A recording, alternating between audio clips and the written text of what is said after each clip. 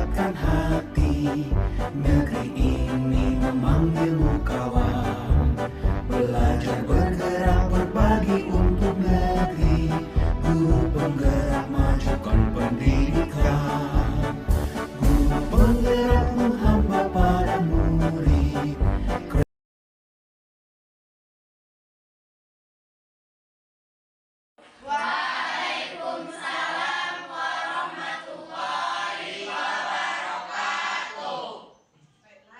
Sesuai dengan kesepakatan kita kemarin bahwa hari ini kita akan mencoba membuat keyakinan kelas untuk kelas kita 11 NIA 1. Tapi yang perlu diingat, yang pertama ada perbedaan antara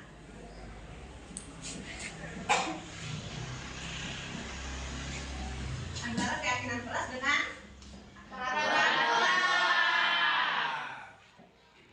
Keyakinan kelas ini kita buat tujuannya adalah untuk mendisiplinkan sekolah kita tanpa adanya keterpaksaan dari pihak luar, misalnya dari kepala sekolah maupun dari peraturan di sekolah.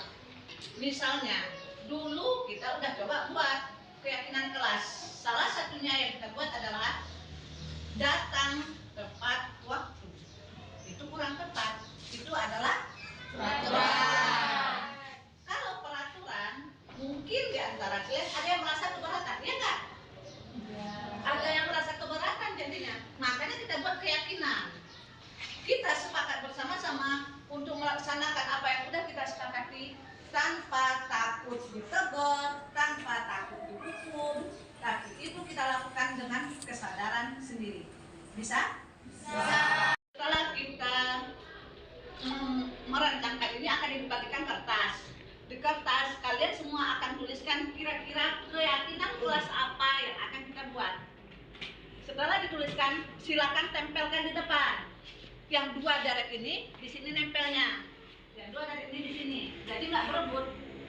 Setelah ditempelkan nanti kita baca bersama-sama, kita pilih kira-kira mana yang akan kita ambil untuk kesepakatan kelas kita. Setelah kita sepakati, baru kita buat di kertas dan kita tempelkan di dinding. Paham? Paham. Kita mulai ya. Tulis Claudia, tuliskan satu aja tanpa adanya rasa keberatan nanti dari kita. Yang kira-kira memang berubah keyakinan, bukan peraturan ya. Ingat keyakinan.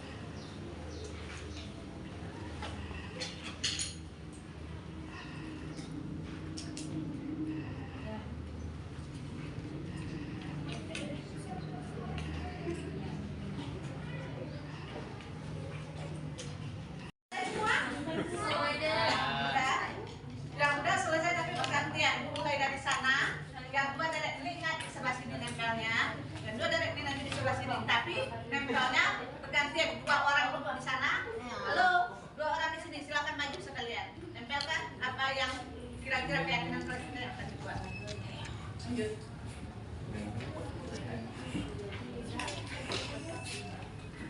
Terserah aja.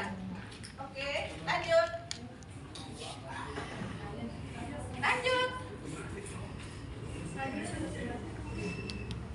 Dimanapun terserah, mau acak-acak nggak apa-apa juga, nggak harus berturut. Lanjut.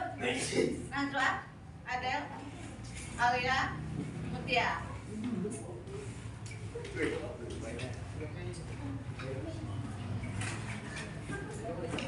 Gitu ya. Lanjut, kalau udah ada kawan yang ke belakang langsung bilang. Dahlia. Lanjut. Lanjut aja.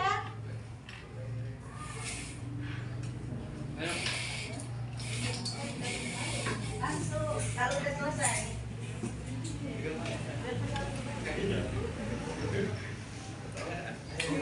Nah, sebelah sana udah semua. Sudah.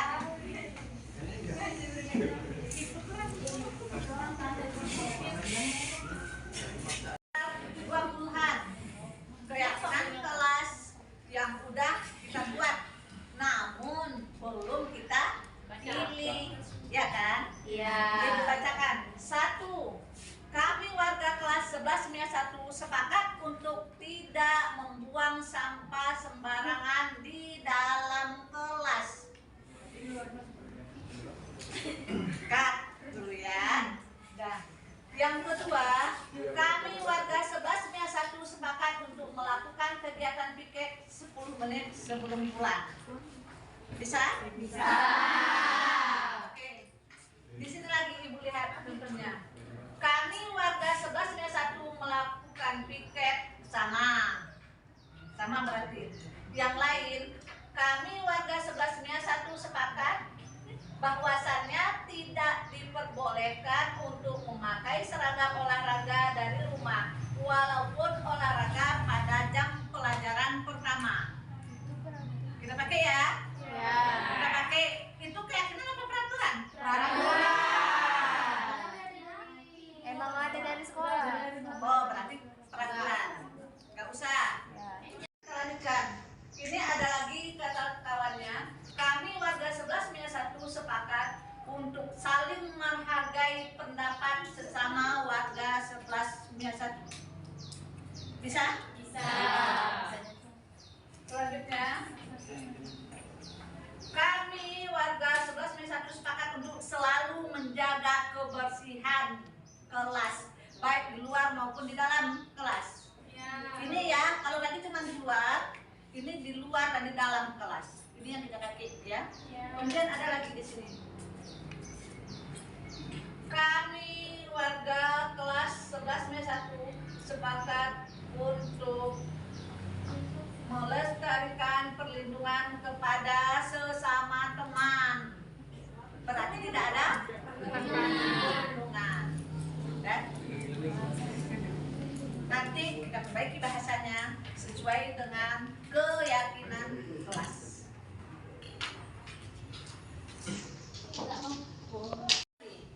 Yang udah kita sepakati, yang udah kita tuliskan, harus ada kesepakatan kita, ya kan? Yang pertama tadi, apa keyakinan kelas kita? 1, menjaga Kebersihan. menjaga kebersihan di lingkungan, ya, di lingkungan kelas aja. Di lingkungan berarti di dalam maupun di luar. Kemudian apa lagi?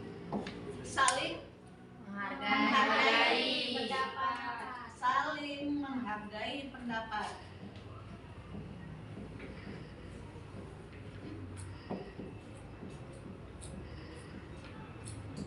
Apa lagi? Tidak ada kerumunan. Tidak ada kerumunan.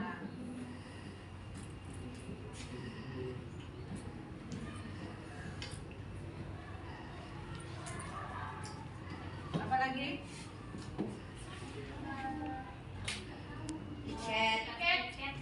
Piket. Saling menghargai. Datang tepat waktu.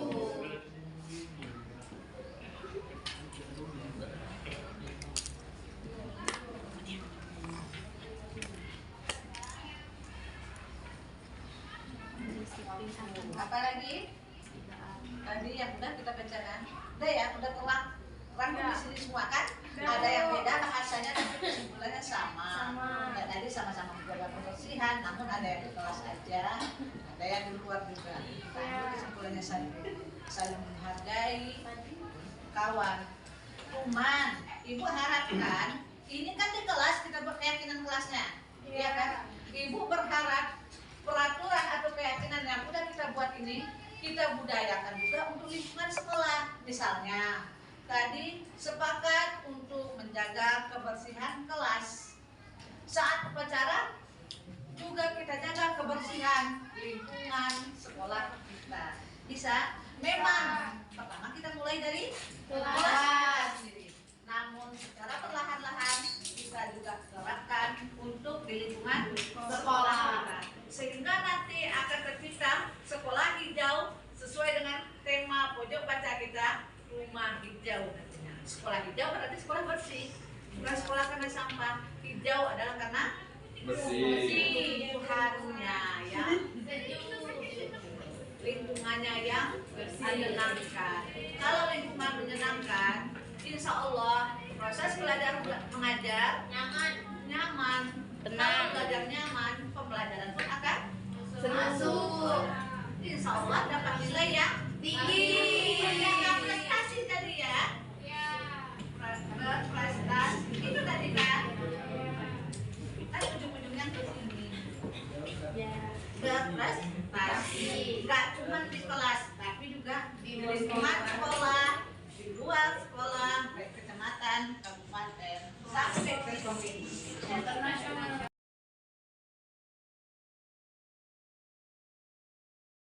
Kreatif rancang pembelajaran, hargai Mentari terbit belumlah tinggi, jalan sendiri menunggu pacar. Cakep. Assalamualaikum, selamat pagi. Semoga acara ini berjalan lancar. Assalamualaikum warahmatullahi wabarakatuh. Waalaikumsalam warahmatullahi wabarakatuh. Alhamdulillahirobbilalamin. Assalatu wassalamu ala asyrofil anbiya'i wal mursalin wa ala alihi wa ashabihi ajmain. Allahumma sholli ala sayyidina Muhammad. Terima kasih kami ucapkan kepada Bapak Koordinator MGMP Geografi. Terima kasih kami ucapkan kepada Ibu Kepala Sekolah SMA Negeri 2 Kedua Luda. Terima kasih kami ucapkan yang tak terhingga kepada rekan sejawat kami, seluruh guru-guru SMA negeri yang ada di Kabupaten Aceh Tamiang. Hari ini kita akan mengadakan seminar budaya positif sebagai salah satu tugas calon guru penggerak angkatan 7 Kabupaten Aceh Tamiang, Provinsi Aceh. Nah, kita mulai acara dengan mengucapkan Bismillahirrahmanirrahim. Tertib acaranya yang pertama pembukaan dibawa oleh saya sendiri, yang kedua pembacaan ayat suci Al-Quran yang akan dibacakan oleh Ananda Sultan yang berasal dari kelas 10 IPS 1. Wabarakatuh. Waalaikumsalam warahmatullahi wabarakatuh.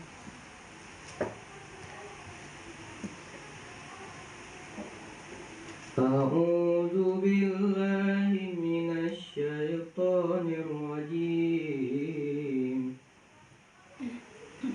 Bismillahirrahmanirrahim.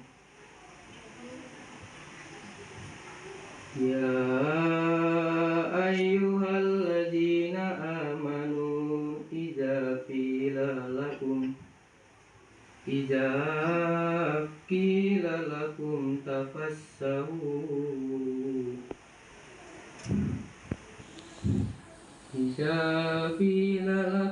tafassahu fil jalisi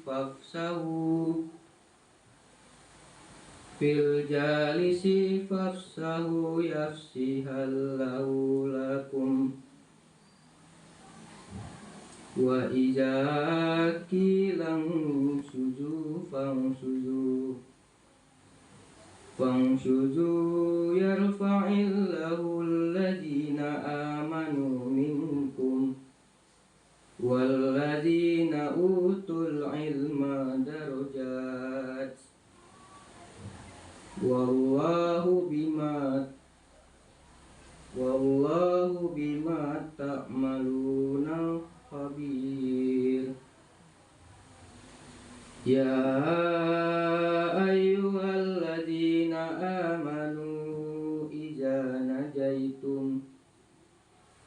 Idza najaitumur rasula faqaddimu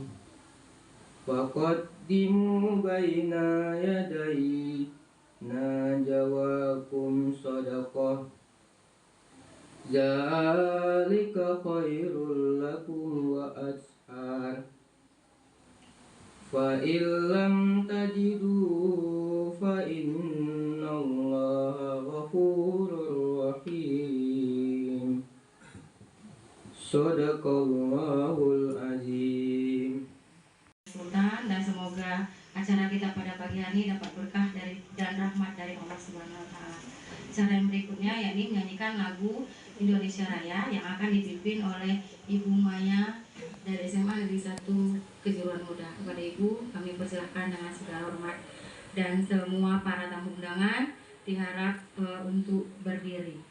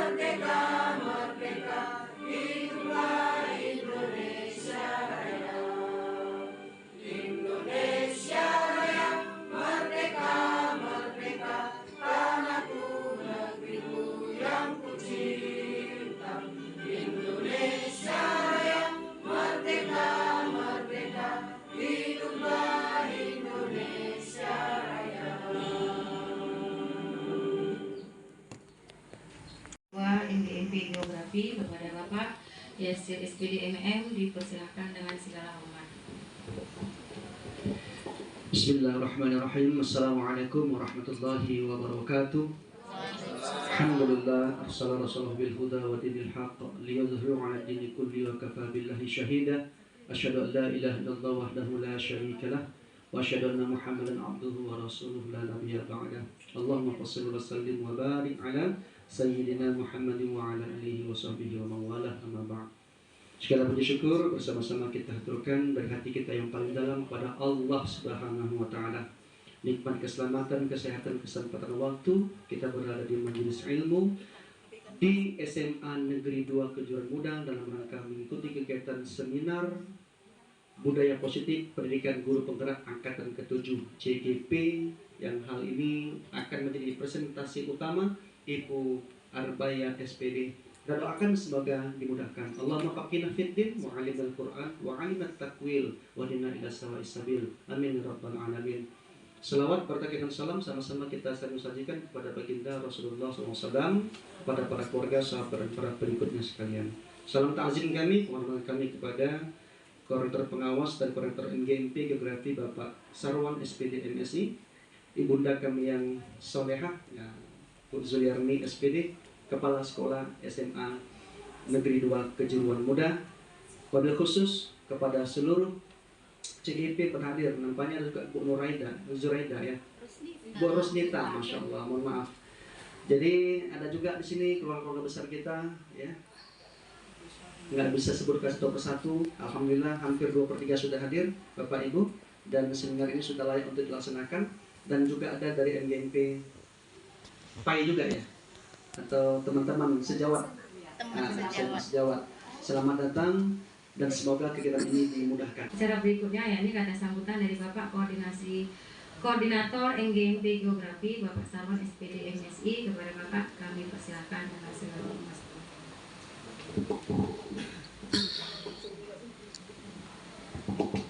Bismillahirrahmanirrahim. Assalamualaikum warahmatullahi wabarakatuh. Hamdan syukran salatu wassalaman ala rasulillah Asyhadu la ilaha illallah wa asyhadu anna muhammadan abduhu wa rasuluh.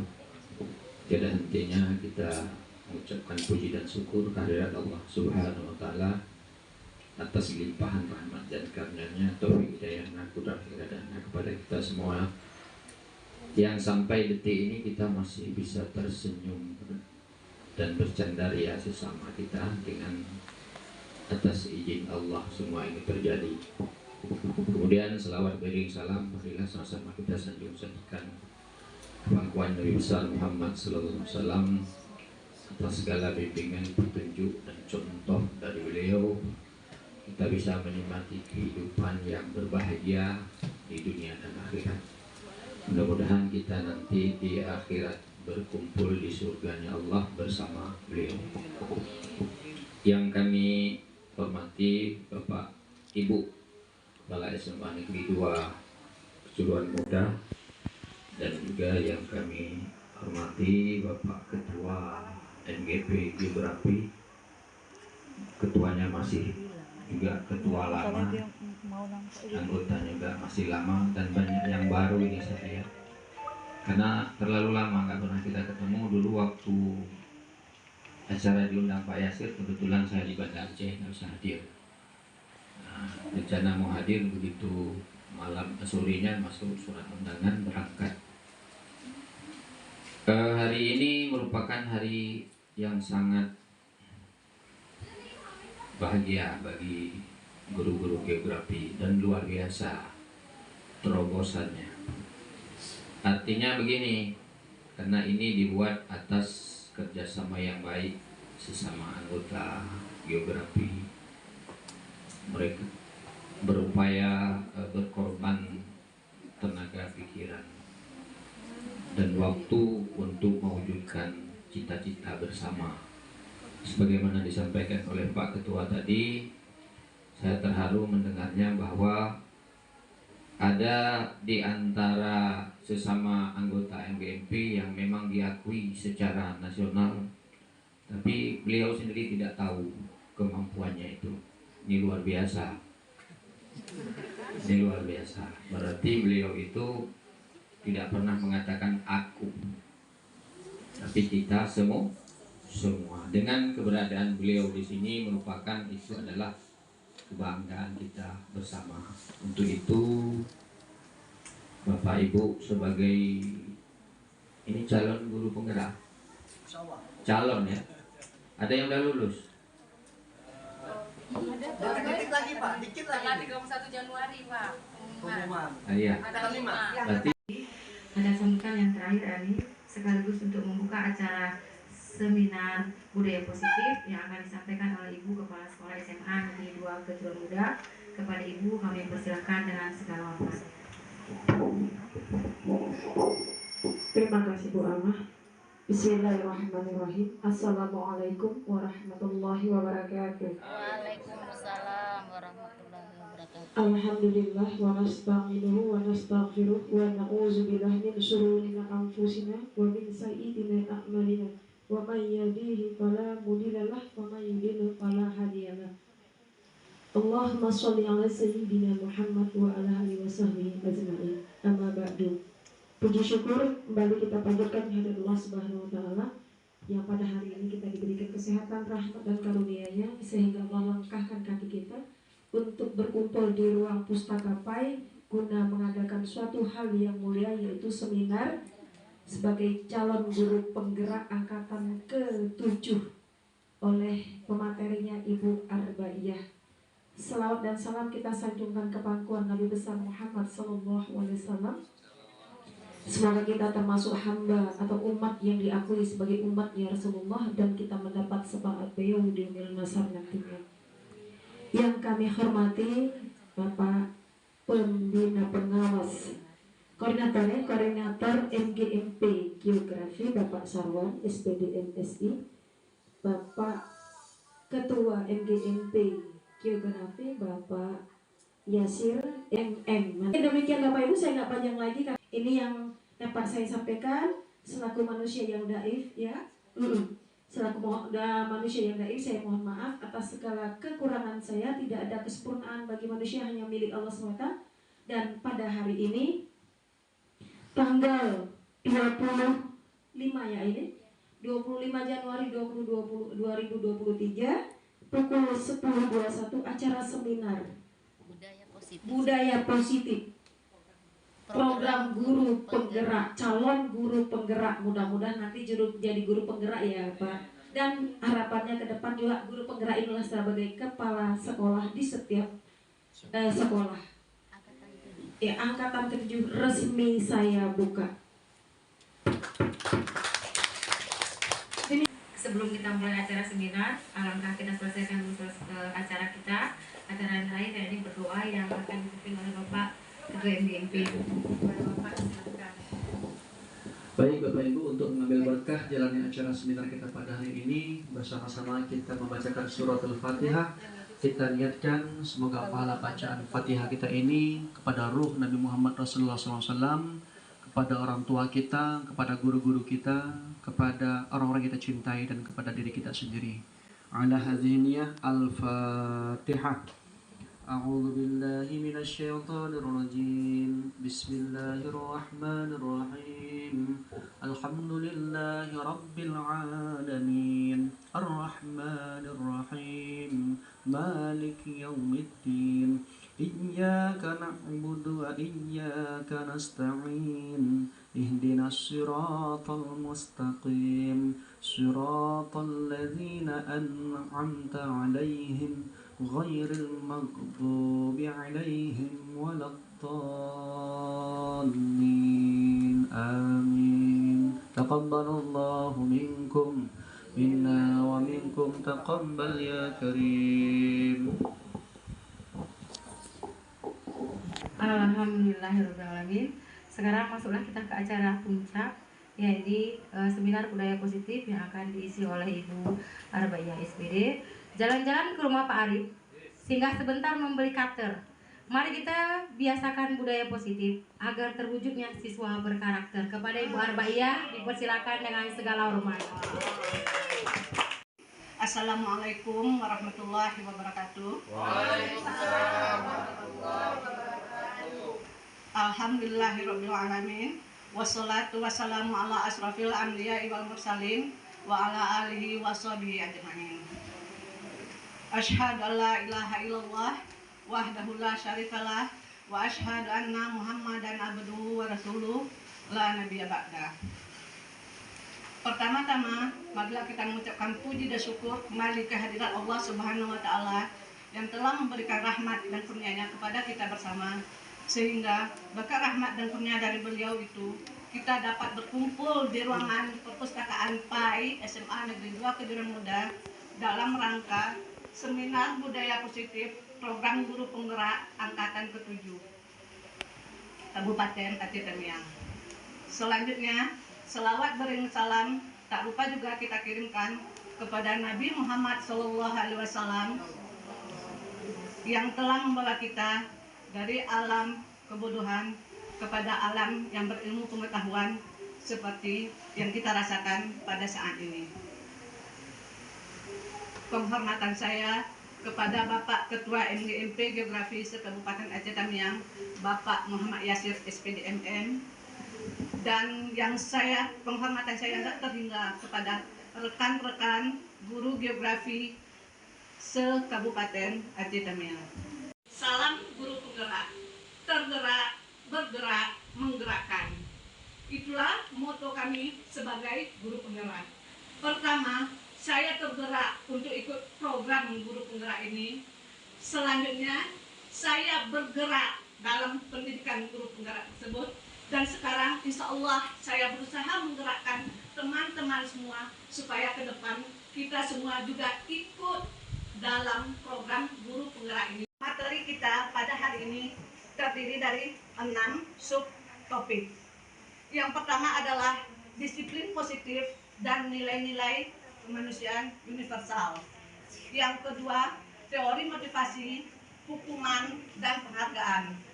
Yang ketiga, keyakinan kelas. Yang keempat, kebutuhan dasar manusia.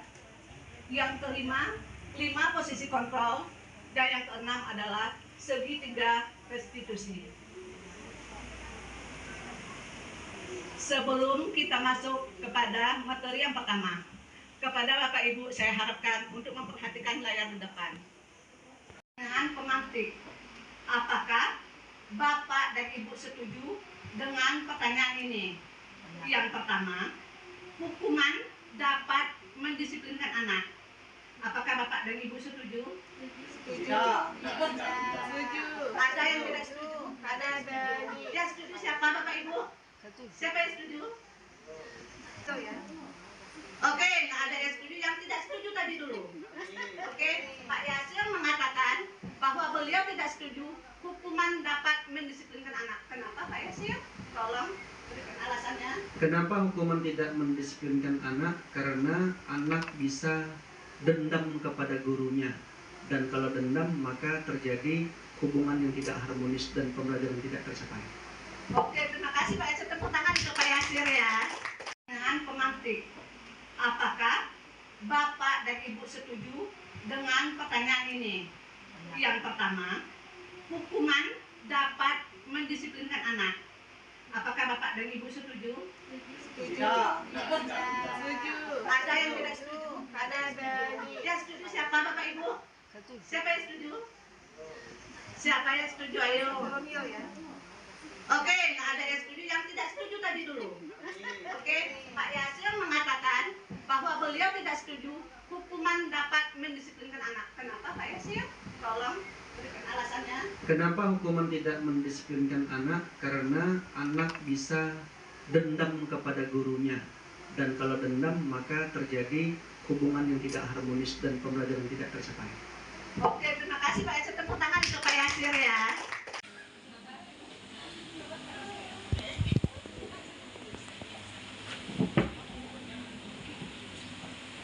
Dari pertanyaan yang pertama, hukuman dapat mendisiplinkan anak. Bentuk hukuman itu kan tidak mesti yang bentuknya negatif.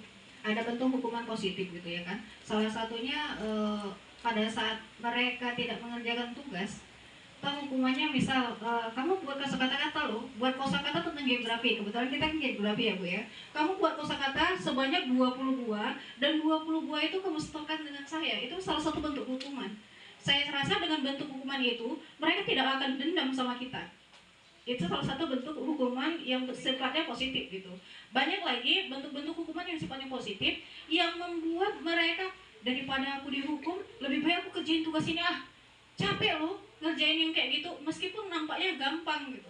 Dengan bentuk lisan secara tidak langsung dia si anak dengan bentuk hukuman kosakata tadi, dia harus tulis sendiri. Saya tidak mau kamu membuat itu dengan print out. Kamu bisa copy paste doang gitu. Tapi kalau semuanya dia tulis secara tidak langsung, dia tulis dengan menulis, membaca, daya ingatnya itu kan lebih banyak dibandingkan dia cuma copy paste doang gitu. Terima kasih Ibu. Oke, terima kasih. Tepuk tangan untuk Ibu. Ada hal positif seperti membaca atau membersihkan halaman sekolah dapat meningkatkan disiplin anak. Halo, siapa lagi yang punya pendapat? Sependapat. Alasannya Bu Suwarna. Kenapa saya tidak setuju dengan pemberian hukuman dengan hal positif seperti membaca atau membersihkan?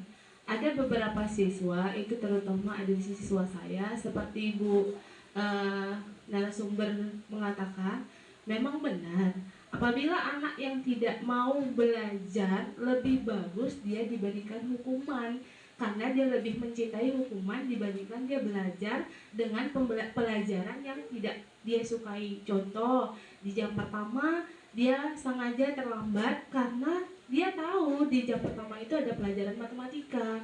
Nah, lebih bagus dia membersihkan halaman dibandingkan dia belajar matematika. Begitu menurut pendapat saya ini. Terima kasih Bu Suwana. Ya, berarti dapat kita simpulkan, dapat kita sepakati bahwa pada hakikatnya pemberian hukuman walaupun tujuan kita adalah positif, ternyata itu tetap menyakiti si anak. Misalnya, kalau di sini saya contohkan tadi membersihkan halaman sekolah, Bu Cut tadi bilang itu menyuruh anak mencatat kosakata tanpa kita tahu latar belakang si anak seperti apa. Ternyata perekonomian orang tua tidak sanggup untuk membeli buku karena ternyata si anak bekerja sendiri untuk memenuhi kebutuhan pendidikannya. Jadi intinya Bapak Ibu, kita tetap sepakat bahwa walaupun hukuman yang kita berikan bersifat positif menurut kita, ternyata tetap menyakiti peserta didik. Untuk pertanyaan pemantik yang ketiga, memberikan penghargaan atau reward dapat meningkatkan motivasi belajar anak. Pak Rian? Pak Rian gimana tadi? Tidak setuju. Pak Rian tidak setuju. Apa alasannya Pak Rian? Kalau bagi saya, kenapa saya tidak setuju? Karena motivasi itu timbul dari dalam dirinya sendiri, tanpa harus diberi penghargaan ataupun lewat dari orang lain. Nah, menurut saya gitu, Bu. Terima kasih Pak Rian. Tepuk tangan untuk Pak Rian. Menurut Pak Rian, untuk meningkatkan motivasi itu adalah dari dalam diri anak sendiri. Nanti ada pada materi kita berikutnya, ya Bapak Ibu. Pada slide berikutnya ada motivasi intrinsik dan ekstrinsik. Terima kasih ya Pak Rian. Dan Ibu, apakah ada yang setuju dengan pertanyaan pemantik yang nomor 3 bahwa memberi penghargaan dapat meningkatkan motivasi belajar peserta didik kita? Siapa Bu Ika? Setuju? Oke.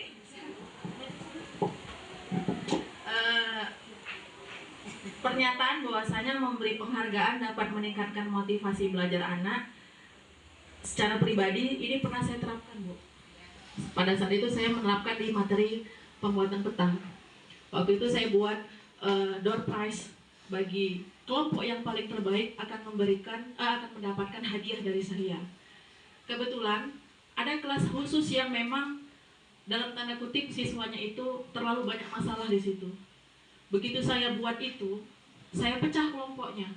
Jadi ada beberapa yang pintar-pintar saya jadikan sebagai ketua-ketua kelompoknya, diikuti dengan anak-anak yang dalam tanda kutip tadi. Ternyata anak-anak yang dalam tanda kutip tadi itu punya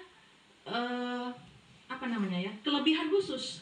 Dia jago gambar, kemudian dia bisa melukis. Karena ada materi itu, kemudian tertantang dengan apa yang saya berikan, akhirnya mereka nggak keluar-keluar lagi. Di jam pelajaran saya itu, justru yang dalam tanda kutip tadi itu yang intens, lebih intens mereka. Jadi itu saya rasakan sendiri pengalaman saya. Apalagi tadi saya tangkap juga dari Bu Ain bahwasanya motivasi itu ada yang intrinsik, ada yang ekstrinsik. Dulu waktu saya pernah kuliah, ada dosen saya namanya Bapak Ardin.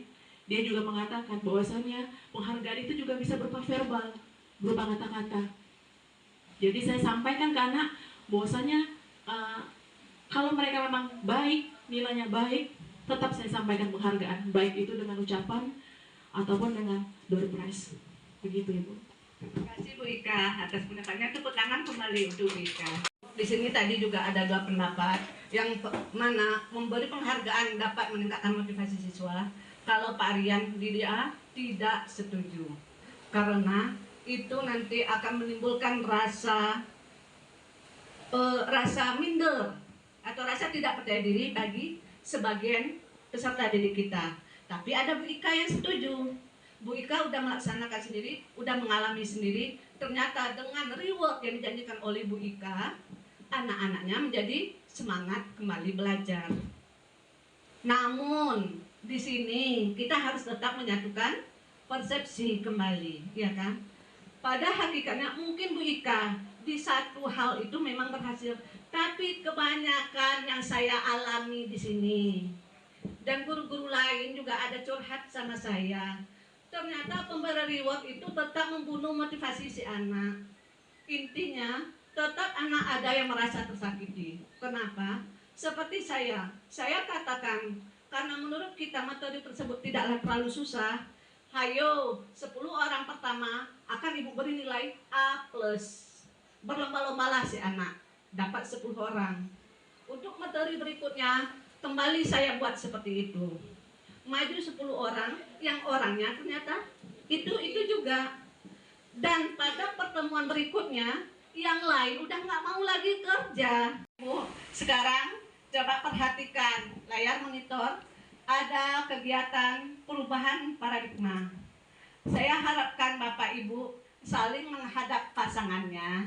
Pasangan Pak Akbar dan Bu Dini, ternyata Pak Akbar berhasil memasak Bu Dini untuk membuka kepalan tangannya. Gimana perasaannya Pak Akbar? Ya, ada rasa kepuasan tersendiri.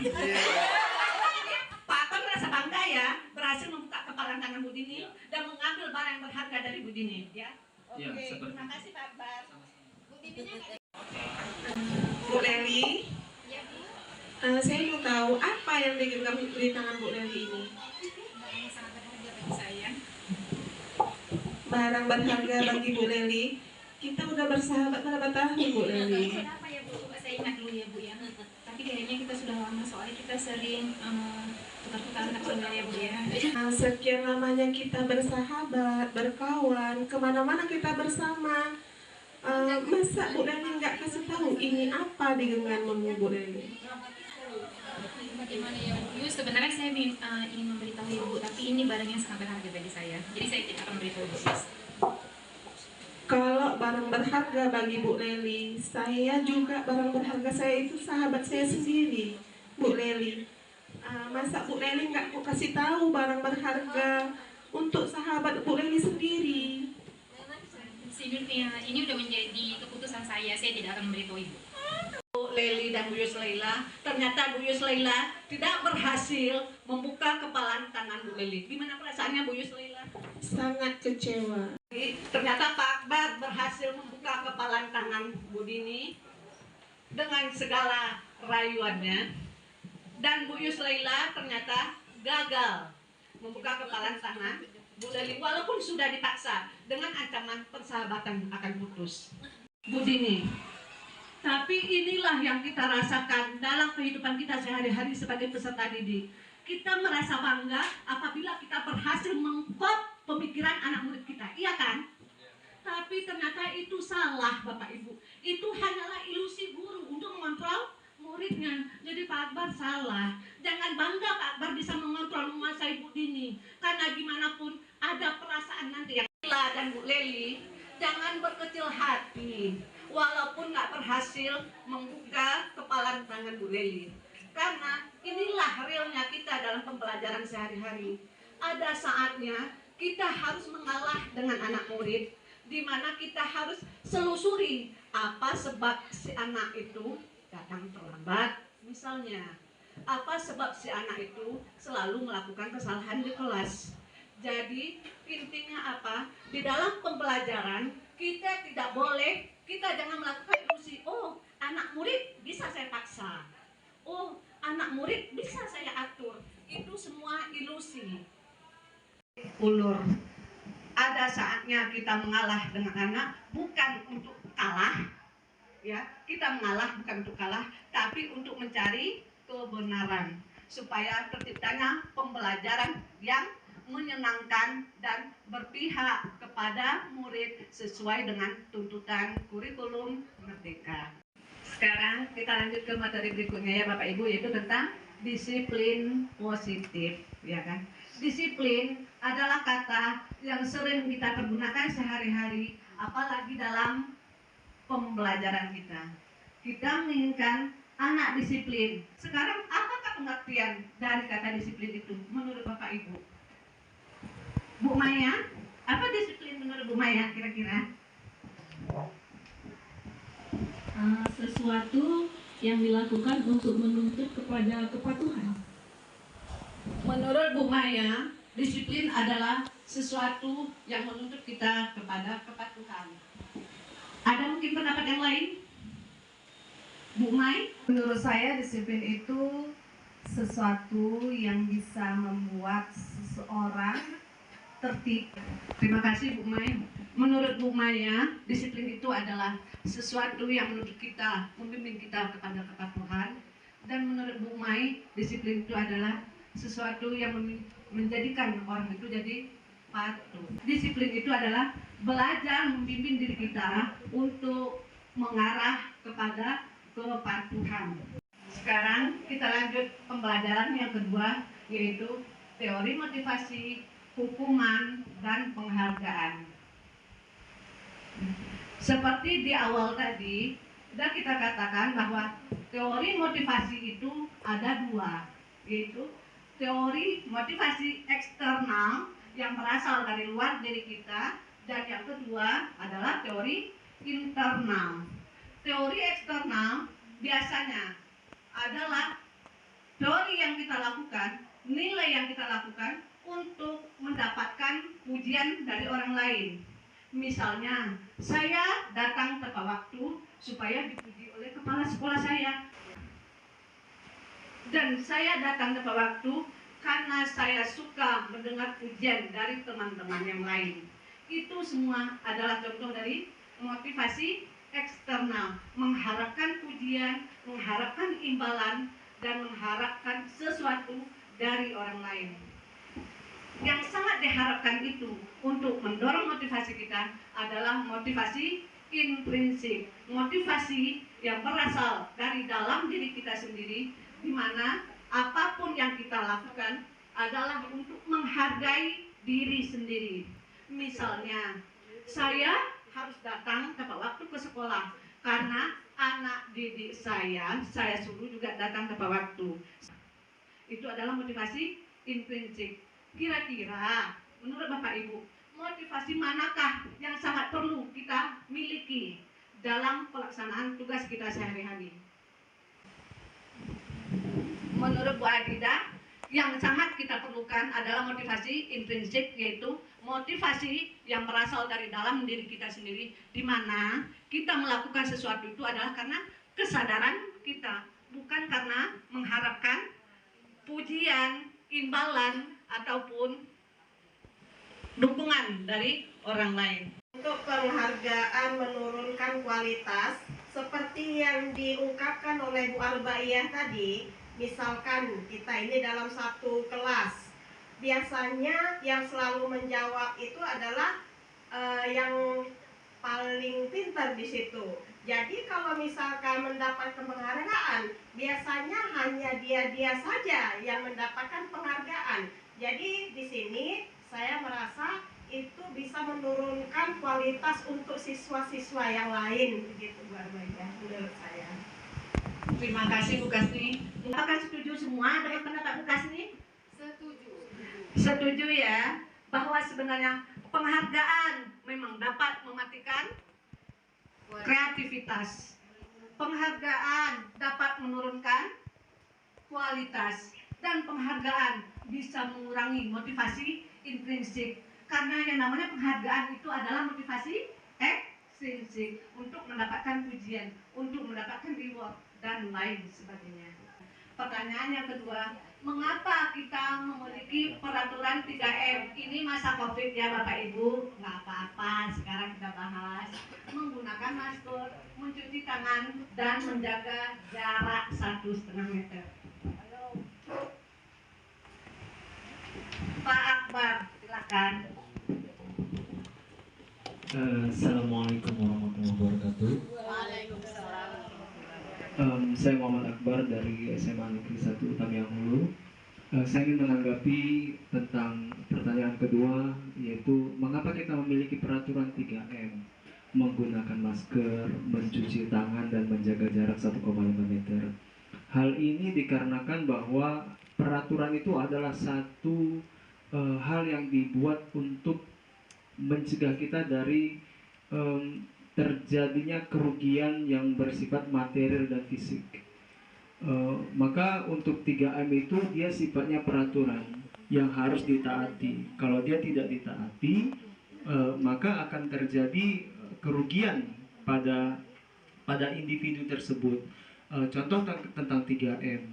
Kalau yang bersangkutan tidak menggunakan masker, tidak mencuci tangan, dan tidak menjaga jarak 1,5 meter terhadap individu lain, maka akibatnya, akibat yang akan dia tanggung adalah dia kemungkinan besar akan terpapar oleh virus-virus yang menyebabkan dia bisa terinfeksi COVID-19 seperti itu. Mungkin itu tanggapan saya. Terima kasih. Assalamualaikum warahmatullahi wabarakatuh. Terima kasih kepada Pak Akbar. Pak Akbar mengatakan bahwa sebenarnya mengapa kita perlu memiliki peraturan 3M. 3M itu adalah peraturan, namun harus kita yakini, harus kita patuhi. Di mana apabila peraturan tersebut kita yakini, insya Allah kita melakukannya tanpa adanya keterpaksaan dari orang lain, tanpa takut ditegur oleh pihak atasan. Dengan kita melakukan 3M, menjaga jarak, mencuci tangan, memakai masker, insya Allah kita akan terhindar dari virus yang sedang melanda negara kita. Jadi peraturan untuk memakai masker itu adalah peraturan yang harus kita yakini sehingga menimbulkan motivasi intrinsik dari dalam diri kita tanpa adanya keterpaksaan dari orang lain. Ya, Bapak Ibu, di depan kita ada dua. Kembali kita ke materi pertama, yaitu mengapa harus peraturan. Kenapa tidak keyakinan kelas? Sekarang ada dua di depan, yang di kiri dan di kanan. Sekarang di antara Bapak Ibu, yang manakah di antara dua di depan itu yang merupakan keyakinan kelas? Dua-dua judulnya tentang keyakinan kelas atau kesepakatan kelas. Tapi manakah di antara di depan itu yang merupakan kesepakatan kelas dan mana yang merupakan peraturan? Silakan Bapak Ibu. Assalamualaikum warahmatullahi wabarakatuh. Menurut saya yang sebelah kanan saya itu merupakan kesepakatan kelas, karena di situ ada bahasa kami guru dan murid, jadi kesepakatan bersama gitu. Tapi kalau yang di sini, yang di sebelah kiri saya itu sepertinya peraturan, karena nggak ada dibilang kami dan murid gitu kan, cuman poin-poinnya saja, datang tepat waktu, mengucapkan salam, menjaga kebersihan, itu kan sepertinya memang poin-poin peraturan. Benar ya Bapak Ibu, bahwa sebenarnya yang di sebelah kanan itulah dia keyakinan kelas. Kalau peraturan itu nanti ada hukuman, ada konsekuensi, iya kan? Di sini ada 1, 2, 3, 4, 5, 6 dan 7 tulisan di depan. Silahkan kepada Bapak Ibu nilai sendiri tulisannya di depan. Apakah itu termasuk hukuman atau konsekuensi? Lengkap dengan alasannya. Bapak Ibu, untuk pertanyaan pertama, mencatat 100 kali di dalam buku kalimatnya, saya tidak akan terlambat lagi. Mencatat 100 kali. Apakah ini Bapak Ibu, apakah hukuman atau konsekuensi? Saya berpendapat. Bu Rama dulu.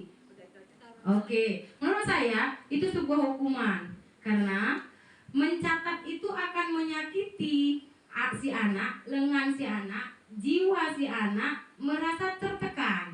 Kemudian seorang guru tidak mengetahui bagaimana si anak mencatat 100 kali itu, berapa lembar buku yang harus dihabiskan anak, berapa biaya yang harus dikeluarkan seorang ibu. Sebab seorang anak mungkin bisa jadi dia datang terlambat, disuruh mamanya nyuci dulu, disuruh jualan dulu sama mamanya. Sementara gurunya nggak pingin tahu background si anak bagaimana.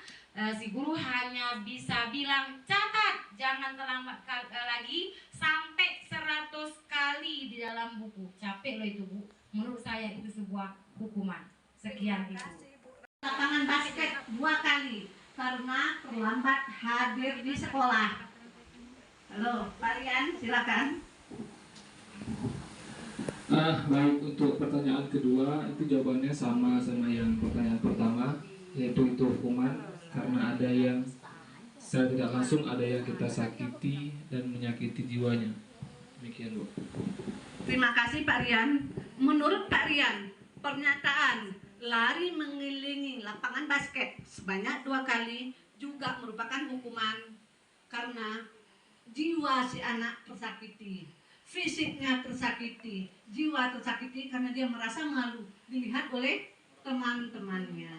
Hukuman sepakat? Sepakat. Yang ketiga, murid diminta untuk push up 15 kali karena tidak menggunakan masker ke sekolah. Diminta untuk push up 15 kali karena tidak menggunakan masker ke sekolah. Jadi kalau kita lihat dari poin 1, 2, dan 3 ini tetap dalam poin yang sama, ini dalam bentuk hukuman, yang mana di sini tetap berlaku penyiksaan buat seorang siswa. Dengan harapan kita memberikan itu, menurut seorang guru itu adalah hal yang terbaik, memberi efek jera kepada dia, tapi ternyata itu tanpa kita sadari merusak secara psikis dan mental dia. Baik Ibu, mungkin sampai di situ saja. Assalamualaikum warahmatullahi wabarakatuh. Tepuk tangan untuk Bumi. Sepakat Bapak Ibu? Ternyata menyuruh anak push up 15 kali itu tetap adalah hukuman, tetap menyakiti fisik dan jiwa si anak. Lanjut pernyataan berikutnya. Menggantikan kertas tugas teman yang telah dicoret-coret. Konsekuensi Bu Ika, silakan. Kalau menurut saya pernyataan menggantikan kertas tugas teman yang telah dicoret-coret itu memang resiko yang harus dia tanggung ya Bu, karena itu sudah perbuatan yang tidak sesuai lagi dengan apa yang kita harapkan. Jadi dia harus terima resikonya dan dia harus mengganti apa yang dimiliki oleh temannya itu yang sudah dirugikan. Terima kasih Bu Ika. Tepuk tangan untuk Bu Ika. Menurut Bu Ika, menggantikan kertas tugas teman karena udah dicoret-coret itu bukanlah hukuman, tetapi konsekuensi. Setuju? Setuju. Kenapa? Karena dengan konsekuensi kita tidak merasa tersakiti. Itu adalah risiko kita karena kita telah merugikan teman kita, kita telah merugikan orang lain. Tapi kalau hukuman kita merasa tersakiti. Itulah dia beda antara hukuman dengan konsekuensi. Kalau konsekuensi kesadaran kita sendiri, kita tidak merasa tersakiti. Terima kasih Bu Ika. Air di meja tulis karena tersenggol pada saat belajar. Membersihkan tumpahan air di meja tulis karena tersenggol pada saat belajar. Hukuman apa konsekuensi? Pak Yasir, silakan. Saya menjawab konsekuensi karena hal itu sesuai dengan bentuk kesepakatan dan sesuai dengan apa yang diyakini. Karena judulnya adalah tersenggol air pada saat pembelajaran dan air menumpah pada meja belajar, maka dibersihkan itu adalah bagian dari konsekuensi dan kesepakatan, bukan hukuman. Terima kasih. Terima kasih Pak Yasir. Tepuk tangan untuk Pak Yasir. Ya, membersihkan tumpahan air di meja pada saat pembelajaran itu juga adalah konsekuensi. Kenapa? Kita yang melakukan kesalahan, kita yang akan menanggung risikonya tanpa adanya merasa tersakiti, tanpa ada merasa dizolimi. Jadi itu adalah konsekuensi. Berikutnya, murid disuruh untuk tidak mengenakan sepatu seharian di sekolah. Murid disuruh untuk tidak mengenakan sepatu seharian di sekolah karena tidak memakai sepatu hitam. Hukuman. Siapa yang mau berpendapat? Bu Adida, ayo suaranya masuk. Kalau menurut saya itu hukuman, karena kan ada peraturan kalau di sekolah itu harus menggunakan sepatu warna hitam. Jadi selain sepatu warna hitam yang digunakan, maka diberikan sanksi tadi. Tidak boleh memakai sepatu. Copot sepatunya. Iya, terima kasih Bu Adida. Tepuk tangan untuk Bu Adida. Menurut Bu Adida, murid disuruh untuk tidak memakai sepatu di sekolah seharian karena tidak memakai sepatu hitam. Itu adalah hukuman. Kenapa hukuman? Tapi memang ada peraturan kita bahwa siswa harus pakai sepatu hitam. Dengan dia tidak memakai sepatu satu harian, maka akan timbul rasa tersakiti, akan timbul rasa malu baik dengan teman maupun dengan guru. Jadi kita sepakat itu adalah hukuman. Yang terakhir, lari mengelilingi lapangan basket 2 kali karena terlambat 10 menit. Hukuman Pak Akbar lagi. Jadi kalau misalnya peserta didik itu disuruh lari lapangan basket sebanyak sekian kali karena dia terlambat, itu adalah bentuk hukuman karena ada fisik yang mungkin tidak bisa diberi jenis hal yang seperti itu. Hal itu bisa jadi akan menimbulkan trauma fisik bagi siswa. Tidak hanya trauma fisik, juga trauma mental. Jadi hal seperti itu tidaklah bijak diterapkan, dan itu masih dikategorikan sebagai jenis hukuman, bukan konsekuensi. Terima kasih.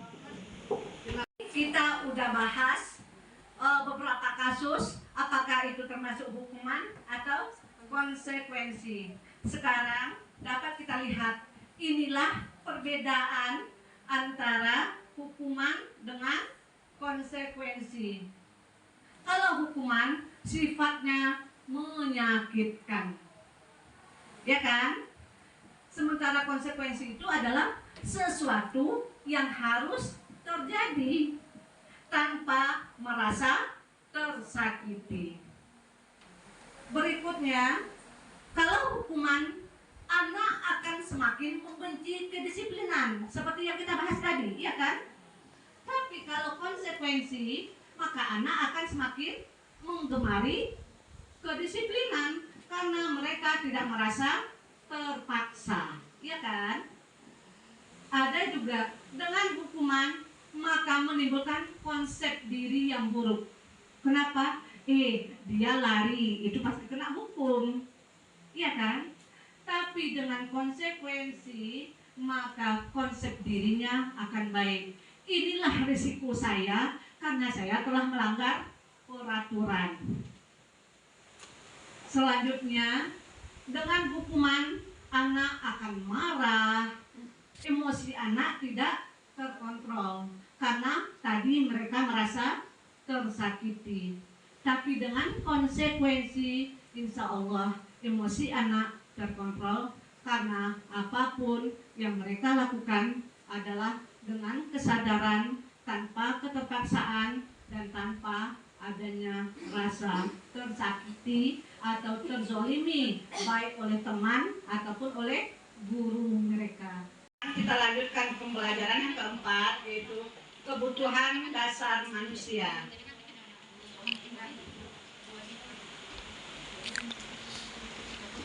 Kebutuhan dasar manusia ada 5, yaitu yang pertama, kebutuhan untuk bertahan hidup. Yang kedua, kebutuhan akan kasih sayang. Perlu tak kita? Sangat perlu, ya kan? Kebutuhan akan kasih sayang. Yang ketiga, kebutuhan akan kesenangan juga sangat kita butuhkan. Yang keempat, kebebasan. Perlu apa Bapak Ibu? Bebas, perlu. Dan yang terakhir adalah penguasaan. Ya, perlu apa tak penguasaan? Kalian perlu tak penguasaan? Perlu. Jadi inilah 5 dasar kebutuhan kita yang memang sangat kita butuhkan. Untuk itu, mari kita lihat lagi satu kasus. Kira-kira nanti kebutuhan apakah yang bisa terpenuhi oleh Bapak tersebut. Kepala sekolah yang baru ditugaskan di SMP Bina Generasi Muda. Sejak kedatangannya di sekolah itu, Pak Zulfikar mencoba untuk menyesuaikan diri dengan lingkungan sekolah tersebut. Sebagian besar guru-guru dapat menerima kehadiran Pak Zulfikar. Namun, ada beberapa guru yang selalu bereaksi negatif. Dengan frontal mengumumkakan di rapat guru mingguan. Salah satunya adalah Pak Malik. Tidak seperti Pak Malik yang mereka kenal sebelumnya. Pak Malik yang biasanya dia selalu mengikuti kebijakan kepala sekolah, bahkan selama ini cenderung diam dalam rapat. Pak Hanafi sebagai sahabat Pak Malik mencoba untuk mendekatinya dan menanyakan apa yang menyebabkan Pak Malik bersikap seperti tersebut. Jawaban Pak Malik adalah seperti hal-hal berikut ini. Di sini nanti saya minta kepada Bapak Ibu, kira-kira kebutuhan mana yang dibutuhkan oleh Pak Malik sesuai dengan jawaban-jawabannya ini. Ya Bapak Ibu ya. Yang pertama, jawaban Pak Malik adalah, saya iseng aja sih. Aku senang lihat Kepsek itu baru kebingungan. Kalau ku tanya-tanya di rapat, katanya. Pak Malik suka bertanya di rapat, dia hanya suka melihat kebingungan kepala sekolahnya. Dia nanya itu cuma sekedar iseng aja. Kira-kira kebutuhan mana yang dibutuhkan oleh Pak Malik di sini?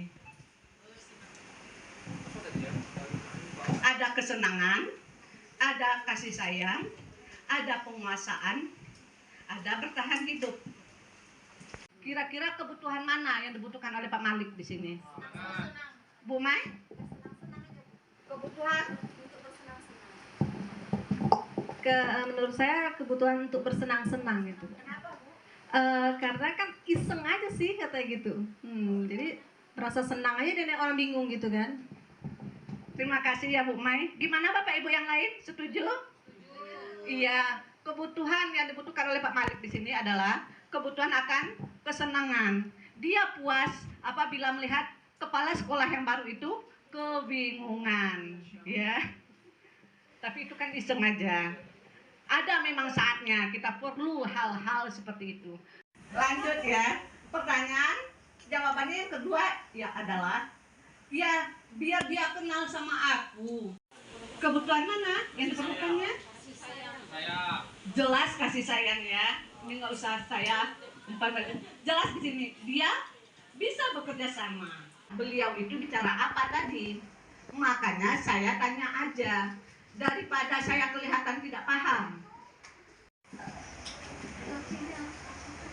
Menurut saya yang ketiga tadi dia masuk dalam ranah kebutuhan penguasaan karena dia merasa senior di situ dan harus merasa bisa mengontrol apapun yang ada di sekitarnya. Seperti itu menurut saya. Terima kasih. Assalamualaikum warahmatullahi wabarakatuh. Tepuk tangan untuk Pak. Memang penguasaan di sini. Materi kita selanjutnya adalah 5 posisi kontrol. Posisi kontrol yang di sini yang dimaksud adalah posisi kita di sekolah dalam menghadapi tingkah anak murid kita. Ada 5 posisi kontrol kita, yaitu yang pertama sebagai penghukum, yang kedua posisi kita adalah sebagai membuat rasa bersalah terhadap peserta didik kita, yang ketiga posisi kita juga bisa sebagai teman, yang keempat posisi kita adalah sebagai pemantau aja, dan yang kelima yang sangat diharapkan adalah sebagai manajer. Ya, jadi ada 5 tugas kita atau posisi kita dalam keseharian kita mengajar dan dalam menghadapi anak murid kita. Kembali kita kepada kasus. Kira-kira di kasus ini posisi mana? Rasa kita terhadap anak murid adalah, saya kecewa sekali dengan kamu. Kira-kira posisi kita sebagai apa di situ? Membuat rasa bersalah. Membuat rasa bersalah. Bu Ika, silakan komentarnya. Menurut saya, dari pernyataan saya kecewa sekali dengan kamu, di situ sangat jelas loh Bu Ain bahwasanya kita membuat siswa itu terbebani dengan kalimat-kalimat kita, sehingga kita merasa kita yang paling benar dan dia yang salah. Gitu. Terima kasih Bu Ika. Tepuk tangan Bu Ika. Kamu tidak pernah benar melakukannya. Kira-kira apa posisi kita di situ Bu Dini? Pemantau jawabannya. Sebagai yang lain. Yang ngejas kayaknya ngejas. Ya, oke, terima kasih. Jadi menurut saya kalimat yang kedua itu lebih tepatnya kepada posisi penghukum. Karena kalimat kamu tidak pernah benar melakukannya itu adalah kalimat judgment dia. Menjudge bahwa ini yang dilakukan selalu saja salah. Jadi kalau penghukum itu dia tidak hanya berkaitan dengan fisik tapi juga dengan verbal. Jadi kita harus bisa mendefinisikan bahwa hukum itu atau menghukum itu tidak hanya berkaitan dengan fisik. Mengatakan sesuatu kepada peserta didik dengan cara yang seperti itu, menjudgment dia bahwa dia tidak pernah benar melakukan sesuatu, itu adalah jenis menghukum peserta didik secara verbal. Itu mungkin pendapat saya, Ibu. Terima kasih. Terima kasih Pak Akbar. Tapi menurut Pak Akbar itu adalah penghukum. Ada tadi yang berpendapat sebagai pemantau. Silakan Bu Cut, apa alasannya? Sehingga kita dapat kesimpulan bahwasanya memang dia tidak bisa melakukan itu secara maksimal. Maka kata kamu tidak pernah berarti kita memantau, gitu Bu. Terima kasih. Terima kasih. Menurut Bu Cut, kamu tidak pernah benar melakukannya, itu adalah pemantau, posisi kita ya. Menurut Pak Akbar, itu adalah penghukum. Tapi kita harus menyatukan persepsi. Kira-kira yang mana? Penghukum, Bu Ain. Penghukum ya Bu. Penghukum ya Bapak Ibu. Kenapa? Bahasanya itu. Ayolah nak, lakukanlah demi ibu. Ya Bu Adidah. Karena di sini ada kata ayolah, berarti udah deket gitu. Berarti dia sebagai teman. Ini. Bagaimana kamu bisa menyelesaikan masalah ini? Ini manajer diserahkan, kemudian juga apa? Meminta anak untuk mencari solusi dari masalah yang dihadapinya. Dan inilah memang sebenarnya posisi kita yang sangat diharapkan oleh pemerintah. Jangan kita aja yang memberikan ke anak, tapi anak juga harus bisa aktif. Tuntutan kurikulum merdeka adalah anak lebih aktif. Pembelajaran berpusat kepada peserta didik, bukan kepada guru lagi. Yang materi kita yang terakhir adalah segitiga restitusi. Segitiga restitusi ini adalah di mana, bagaimana langkah yang kita ambil dalam menghadapi atau menyelesaikan peserta didik kita yang sedang menghadapi masalah. Segitiga restitusi ini mempunyai 3 langkah. Yang pertama adalah menstabilkan identitas, yang kedua validasi tindakan, dan yang ketiga adalah menanyakan keyakinan. Apabila kita menghadapi satu siswa misalnya terlambat, maka menstabilkan stabilitas yang kita lakukan adalah kita panggil siswa tersebut, kita rangkul dia, kita tanya secara dari hati ke hati, kita tanyakan kepada dia, kita bilangkan kepada mereka, nah, kamu memang melakukan kesalahan, tapi yang melakukan kesalahan ini bukan cuma kamu. Disinilah letaknya kita menstabilkan. Bukan cuma kamu yang pernah melakukan kesalahan, ibu sendiri juga dulu pernah melakukan kesalahan. Itu adalah salah satu langkah kita menstabilkan identitas. Kemudian untuk validasi tindakannya, kita tanya, kenapa kok kamu sering datang terlambat? Padahal rumah kamu dekat dari lingkungan sekolah kita. Tindakan apa yang mereka lakukan? Apa penyebab dia terlambat? Kita tanya, jangan langsung kita jawab, kamu udah rumah dekat, datang terlambat. Tidak boleh seperti itu yang kita lakukan. Jadi harus ada validasi tindakan. Kita cari penyebab peserta didik tersebut melakukan kesalahan. Dan yang terakhir, meyakinkan keyakinannya. Kita nasihati anak itu, kamu sadarkan kalau kesalahan yang kamu lakukan pasti akan melanggar kesepakatan yang telah kita lakukan. Kan kita ada dari keyakinan kelas. Iya Bu, jawabnya. Di situ setelah dia mengakui kesalahannya, kita tanya lagi kepada peserta didik tersebut, kira-kira langkah apa yang akan kamu lakukan untuk memperbaiki kesalahan kamu tersebut. Jadi kita nggak ya seperti kata Akbar tadi, jangan kata-kata verbal dan kata-kata yang menyakitkan yang kita berikan ke dia, tapi kita nasihati dia, kita arahkan dia, kemudian kita rangkul secara baik-baik, kita katakan bukan cuma dia yang bersalah, kita tanyakan apa penyebab dia melakukan kesalahan, dan kita tanyakan juga solusi kepada dia, manajer tadi, ya kan? Kita tanyakan apa langkah dia berikutnya untuk memperbaiki kesalahan yang pernah dia lakukan. Bagaimana Bapak Ibu? Dan inilah yang harus kita lakukan sebenarnya dalam pembelajaran sehari-hari. Apabila ada peserta didik kita yang bersalah, jangan langsung kita dia orang yang melakukan kesalahan. Jangan langsung kita bilang dia adalah anak yang nakal. Jangan kita katakan dia adalah anak yang bandel. Tapi harus kita pandai merangkul dia. Bisa dipahami Bapak Ibu?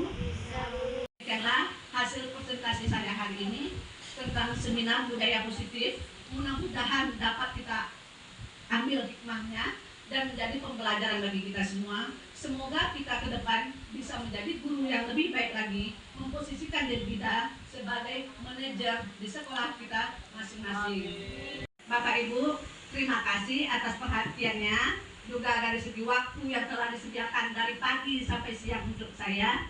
Kembali kita semangat, kembali ke moto guru penggerak.